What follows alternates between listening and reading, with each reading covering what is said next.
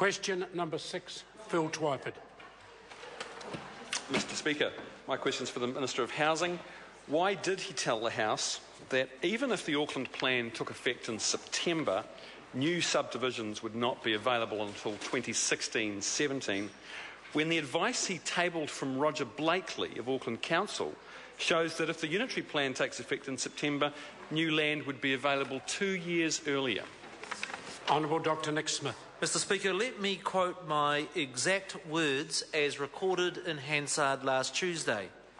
Even if the Auckland plan took effect in September, it would not mean that new residential subdivisions would be dealt with on a non-notified basis, i.e., subdivisions would have to be notified. I did not say that they would not be available. Supplementary question, Phil Twyford. So who's right? The Minister who says that Auckland plan won't deliver Greenfield's land until 2017, or Roger Blakely of Auckland Council who says the Council will have sections on the market by 2015? Honourable Dr Nick Smith. Mr Speaker, the member seems to be missing the point in the difference between when sections and residential subdivision is notified or not notified.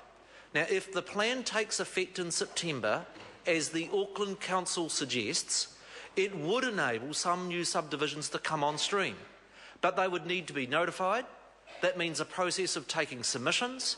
That means potential appeals to the Environment Court and can take as long as 2 years.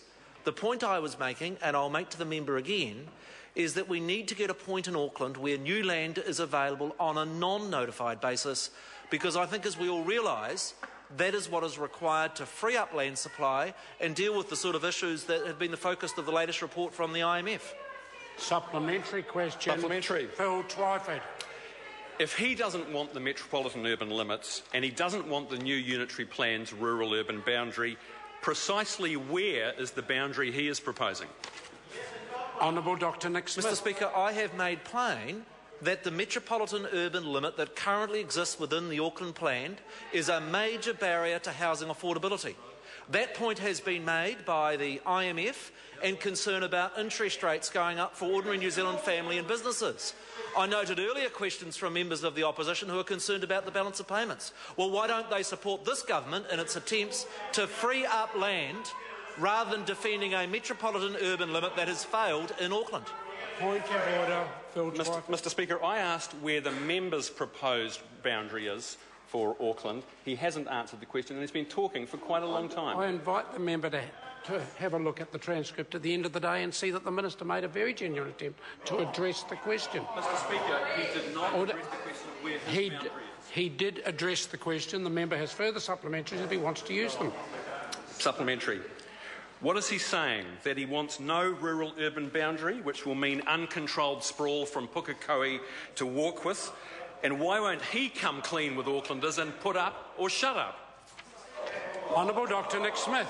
Mr Speaker, the government's position is very clear. We see the answer to Auckland's housing challenges as a mix of both greenfield development as well as brownfield developments.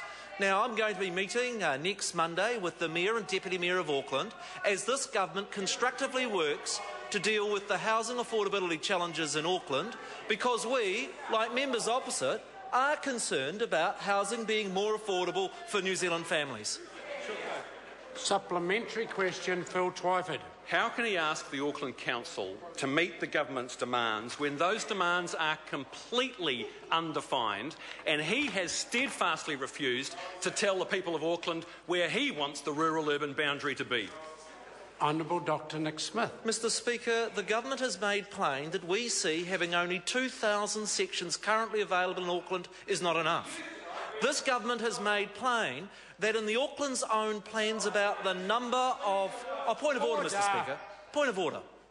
Point of order, Honourable Dr Nick Smith. Mr Speaker, a member asks a question, he immediately sits down and carries on with a barrage in which I'm sensibly trying to answer the very question the member raises. And the member is entitled, the Minister is entitled to finish his answer, and there will be silence from the side of the House while that happens. Mr Speaker, the government's position is this. 2,000 current sections is not nearly enough. The Auckland plan sets down that at the point of both subdivisions being ready and future land to be zoned is less than half what the Auckland's own council's targets say it should be. And so in terms of what is the government wanting? The government is wanting the Auckland Council to free up sufficient land to take the pressure off the housing market and to make housing affordable for Aucklanders.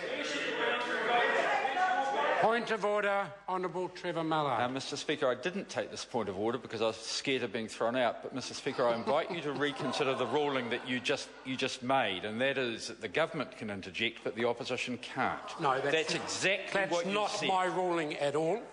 After yesterday in the House, there were calls to my office complaining about the level of noise.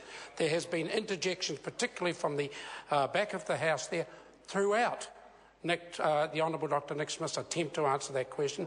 The level of noise makes it very difficult for me to hear both the questions on many occasions and certainly the answer.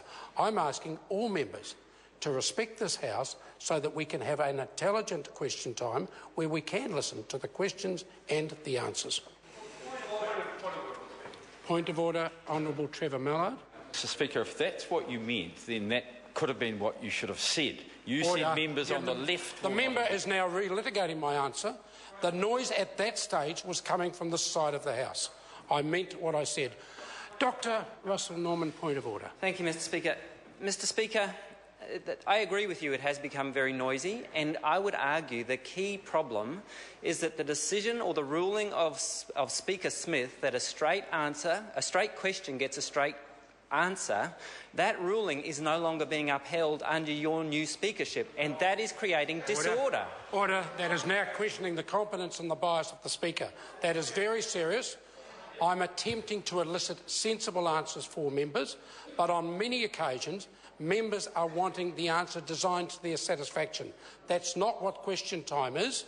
The question must be addressed, but it won't necessarily mean that the question at all times will be answered to the satisfaction of the member answering the questions.